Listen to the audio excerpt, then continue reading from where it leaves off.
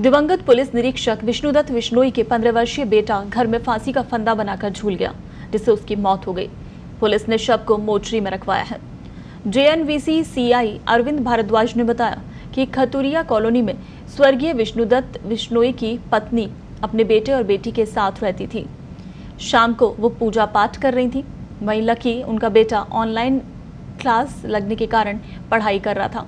करीब 7 बजे वो नहाने की कहकर ऊपर वाले कमरे में गया और करीब आधा घंटे तक लक्की के वापस नहीं आने पर मां ने आवाज़ दी, लेकिन कोई जवाब नहीं आया। इस पर वो ऊपर गई तो उसकी आंखें फटी रह गईं। लक्की चुन्नी का फंदा बनाकर लटक रहा था और बाद में फंदा काटकर उसे पीबीएम अस्पताल लेकर गए, जहां पर चिकित्सकों ने उसे मृत घोषित कर दिया। वहीं पुलिस ने फिलहाल शव को मोर्चरी में रखवाया है। मृतक के पास से भी कोई भी सुसाइड नोट बरामद नहीं हुआ है।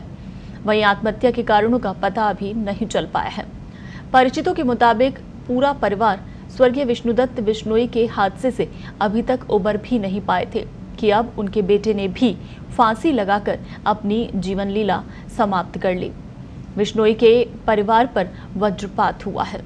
यानी कुछ दिनों पहले खुद विश्नोई सीआई जिनकी मौत हुई थी, उसके बाद से परिवार अभी तक उबरा नहीं था कि अब उनके बेटे ने फांसी का फंदा लगाकर अपनी जीवन लीला समाप्त कर ली। उसके बाद से ही पूरे परिवार में कोहराम मचा हुआ है। कल जब मां ने ऊपर कमरे में जाकर देखा तो बेटे ने फंदा लगाकर अपनी जान दे दी थी। फिर शव को उतारकर मोर्चरी में अस्पताल लेकर गए, जहां डॉक्टर्स ने उसे मृत घोषित कर दिया।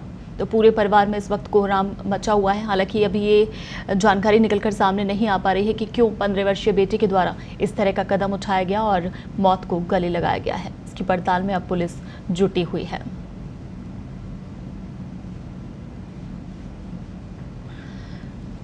चलिए, इस पर और ज्यादा जानकारी के लिए बीकानेर से हमारे सहयोगी जयप्रकाश फोन लाइन पर हमारे साथ जुड़ गए हैं।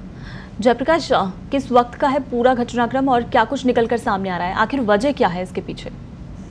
ये जो घटना है बेहद दुखदायी रही है। ये अपने पुलिस निरीक्षक विष्णुदत्त विश्नोई थे, जिन्होंने पिछले साल 23 मई को सरकारी क्वार्टर में फांसी लगा ली थी जी। ठीक 1.25 साल बाद ही आज उनके बेटे ने कल रात को लगभग 7:30-8 बजे के बीच में घर के ऊपर वाले कमरे में जाकर के फांसी लगा ली जी। घर पे 3 ही सदस्य थे, ये खुद का मृतक और माँ और बेटी जी। की बहन और माँ नीचे पूजा कर रही थी। ये पढ़ते पढ़ते ऑनलाइन क्लास खत्म हुई। 7:15 बजे छत पे ऊपर गया, ऊपर बाथरूम में नहाने का बोलकर वहां जाकर उसने काफी देर तक नीचे नहीं आया तो माँ ने आवाज लगाई, सेवा करने बाद तो आया नहीं। तो ऊपर जाके देखा तो चुन्नी के फंदे से लटका हुआ था।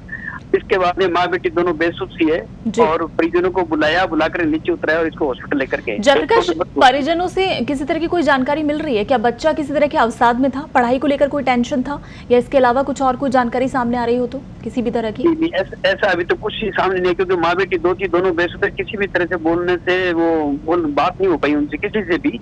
और उनके जो परिजन है जो गोलूवाड़ा रहते हैं, परिवार पूरा विष्णुदत्त जी का माता पिता भाई और गंगानगर जिले का लूणे वाला गांव है, वहां से परिजन आज सुबह पहुंचे और पोस्टमार्टम कराकर शव गांव ले गए हैं। लेकिन ये बच्चे 15 वर्षीय बच्चे ने ऐसा कदम क्यों उठाया, यह एक अचंभित करने वाला विषय है और इसको लेकर के कोई भी इस बारे में कुछ बोलना चाहने किसी को भी कोई पता नहीं है कि आखिर वजह क्या है। लेकिन माना यह जा रहा है कि जब से ये विष्णुदत्त जी ने कदम उठाया था उसके बाद में लॉकडाउन ही चल रहा है, बच्चों की क्लासें भी नहीं लग रही है। इसको हो सकता है ये मानसिक तनाव में हो और उससे बाहर नहीं उभर पाया हो, इस वजह से ये कदम उठाया हो जी। माना ये जा रहा है, इसकी कोई आधिकारिक पुष्टि नहीं है। जी जी जी बिल्कुल जयप्रकाश, इस तमाम जानकारी के लिए शुक्रिया।